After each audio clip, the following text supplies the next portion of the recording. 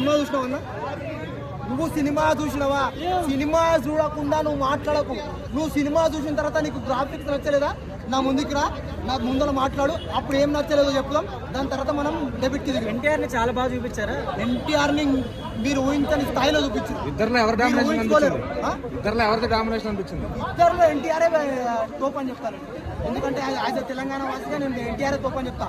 But as a Telangana వాసిగా కాదు, all India చెప్తుంది రేపటి నుంచి ఎన్టీఆర్ అన్ననే బెస్ట్ అని చెప్పి. బాలీవుడ్ లో ఒక తెలుగు హీరోకి ఇంత డామినేషన్ ఇవ్వడం ఎలా అనిపించింది? ఇది ఫస్ట్ టైం అనుకుంటున్నా, నిజం చెప్తున్నా. ఇలాంటి సినిమా మీరు ఎప్పుడు చూసుంటారు, నిజం చెప్తున్నా. వేరే లెవెల్ సినిమా.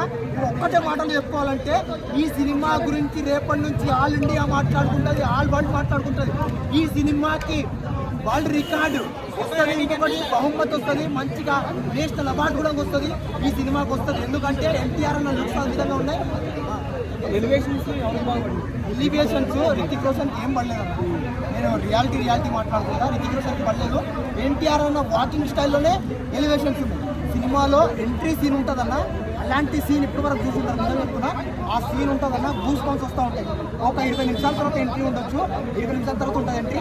బట్ ఆ సీన్లో గూస్ బంప్స్ వస్తాయి, ప్రేక్షకులను ఇట్లా లేపుతాయి సీట్ల మీద నుంచి. లోగో అంటే ఖైరాత్ వాలీ గారు కలిసి స్క్రీన్ మీద అడ్వాణి గారి ఇది స్క్రీన్ ప్లే బాగా తక్కువ ఉందని నేను చెప్పలేదు. సీన్స్ కట్ చేశారన్నారు, ఉన్నాయా? సీన్స్ కట్ చేయడం కాదన్నా, ఇంకా యాడ్ చేసి లిప్ లాక్స్, రొమాన్స్ సీన్స్, అది కొన్ని సీన్స్ చూపించారు. అన్ని చెప్తే ప్రేక్షకులు హట్ అవుతారు.